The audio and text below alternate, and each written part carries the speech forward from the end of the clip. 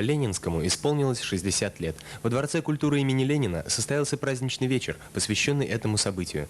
Территориальная революция в городе Казани. 5 декабря, согласно постановлению Верховного Совета Республики Татарстан, с карты города исчезают сразу два района – Ленинский и Бауманский. Это сделано для улучшения административно-территориального деления столицы республики.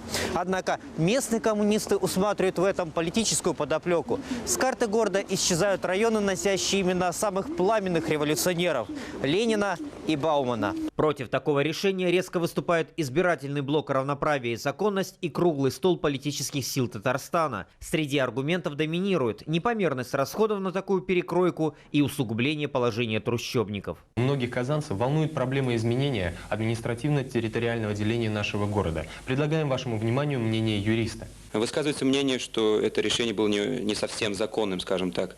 Ваши комментарии как юриста?